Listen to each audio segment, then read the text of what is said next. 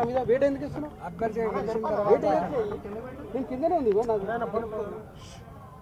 ఈ పార్లమెంట్ పరిధిలో 48 మంది కార్పొరేటర్లు, 10 మంది మున్సిపల్ చైర్మన్లు, 3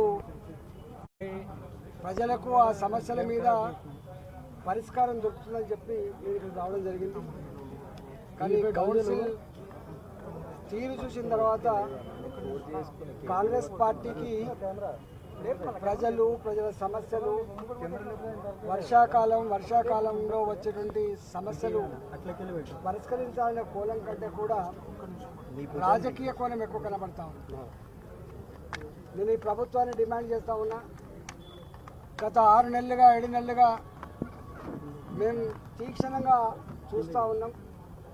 రాజకీయాల మీద ఉన్న ధ్యాస, రాజకీయ పదవుల మీద ఉన్నటువంటి ధ్యాస ప్రజల మీద, ప్రజల సమస్యల పరిష్కారం మీద లేదనడానికి సజీవ సాక్ష్యమే ఇవాళ జిహెచ్ఎంసీలో జరుగుతున్నటువంటి అల్లరి. అనెథికల్గా బరిదెగించి యాంటీ డిఫెక్షన్ లా ఉన్నప్పటికీ కూడా చట్టాన్ని చట్టబండలు చేస్తుంది. ఆనాటి ప్రభుత్వం ఏం చేసిందో అంతకంటే ఎక్కువ బరిదెగించి ప్రభుత్వం చేస్తాం. ఇవాళ కనీసం 2/3 మెర్జీ కాకుండా 2/3 సంఖ్య లేకుండా మెర్జీ అయ్యేటువంటి ఆస్కారం లేకపోయినప్పటికీ కూడా ఇద్దరి కండగప్పుడు, ముగ్గురు కండగప్పుడు, మేరే రాత్రి కడువ కప్పేటువంటి నీచమైన పరిస్థితి ఉంది. దీన్ని చూసి ప్రజలు అసహించుకుంటున్నారు. గతంలో ఉన్న ప్రభుత్వం కూడా ఇట్లాంటి ప్రజాస్వామిక వ్యతిరేకమైన బరిదెగింపు పని చేపట్టి ప్రజాక్షేత్రంలో భంగపాటు గురైంది. ఇవాళ వాళ్ళు ఆ పని చేయడానికి 5 ఏళ్ళు పట్టింది. కానీ 6 నెలలు తిరగకముందే ఈ ప్రభుత్వం ఇట్లాంటి బరిదెగింపుకు పాల్పడతా ఉందని చెప్పి ప్రజలు అసహించుకుంటా ఉన్నారు. నేను రేవంత్ రెడ్డి గారి ప్రభుత్వానికి నేను ముక్కుసూటిగా 4 మాటలు అడగదలుచుకున్నా. ఒకటి, ప్రజలకు ఏ మంచి పరిపాలన అందిస్తా అని చెప్పి వాగ్దానం చేసి నువ్వు అధికారానికి వచ్చినవో ప్రజలను పట్టించుకుంటావా లేదా, పాలన విషయంలో మీరు పట్టించుకుంటావా లేదా సమాధానం చెప్పాలని చెప్పి డిమాండ్ చేస్తున్నా. నీవేమో రాజకీయాల్లో మునిగి తేలుతూ ఉంటే నీ అధికార యంత్రాంగం అంతా కూడా ఎక్కడ రెయిన్ వాటర్ సమస్య కావచ్చు, అదేవిధంగా రోడ్ల సమస్య కావచ్చు, ఈగల సమస్య, దోమల సమస్య కావచ్చు, చెరువులన్నీ కూడా మురికి కూపాలుగా మారిపోయిన సమస్య కావచ్చు, ఈ సమస్యల మీద దృష్టి పెట్టామని చెప్పి మున్సిపల్ అడ్మినిస్ట్రేషన్ కూడా వారి పరిధిలో, ముఖ్యమంత్రి పరిధిలో ఉంది కాబట్టి ముఖ్యమంత్రి గారే బాధ్యత తీసుకొని ఇవన్నీ కూడా పరిష్కరించాలని చెప్పి డిమాండ్ చేస్తాం.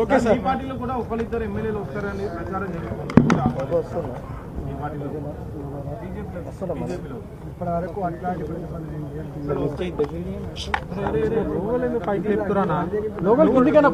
ఇందాక కార్పొరేటర్లు, బీజేపీ ఎంఐ కార్పొరేటర్లు తోపలాట జరిగింది, పేపర్లు చించేసుకున్నారు, ఎలా చూస్తారు? వాస్తవంగా మా కార్పొరేటర్లు సమావేశాలకు వచ్చేది సమస్యలు చర్చించాలని తప్ప మాకు రాజకీయ దానికంటే కూడా ప్రజలు కానీ ఇక్కడ వాతావరణం చూస్తూ ఉంటే అది లేదు కాబట్టి ఆక్రోషంతో, ఆవేదనతో మా వాళ్ళు ప్రజా సమస్యలు నిలదీస్తే వాళ్ళే అకారణంగా మా వాళ్ళ మీదకి వచ్చి మా మహిళల మీద దౌర్జన్యం చేసినట్టు కనపడతా ఉంది. ఇది మంచి సాంప్రదాయం కాదు. ఇది రాబోయే కాలంలో అనేక రకాల దుష్పరిణామాలు దారితీస్తుంది.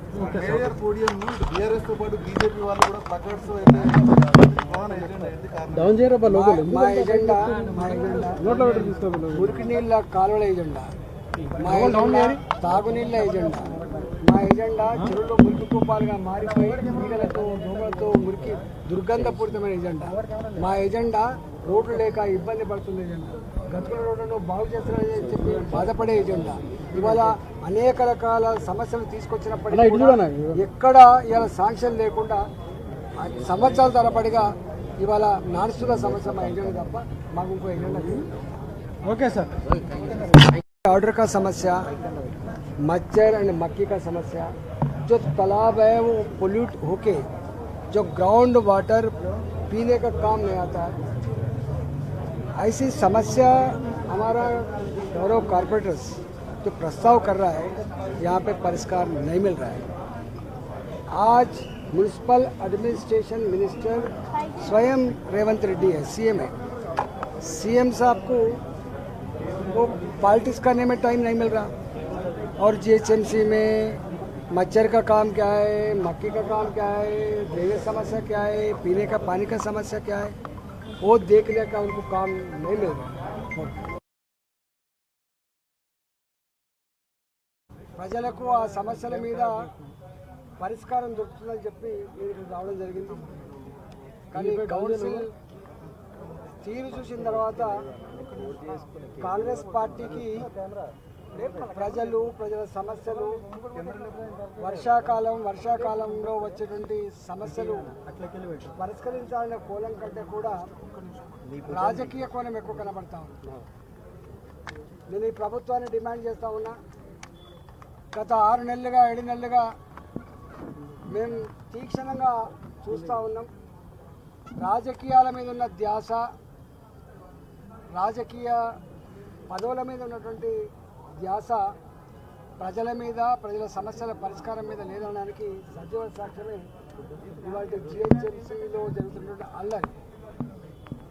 అనెతికల్గా బరిదెగించి యాంటీ డిఫెక్షన్ లా ఉన్నప్పటికీ కూడా చట్టాన్ని చట్టబండలు చేస్తున్నారు.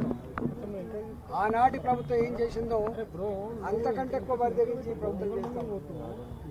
ఇవాళ కనీసం 2/3 మెర్జీ కాకుండా 2/3 సంఖ్య లేకుండా మెర్జీ అటువంటి ఆస్కారం లేకపోయినప్పటికీ కూడా ఇద్దరి కండగప్పుడు, ముగ్గురు కండగప్పుడు, మేరే రాత్రి కడువ కప్పేటువంటి నీచమైన పద్ధతి ఉంది. దీన్ని చూసి ప్రజలను పట్టించుకుంటావా లేదా,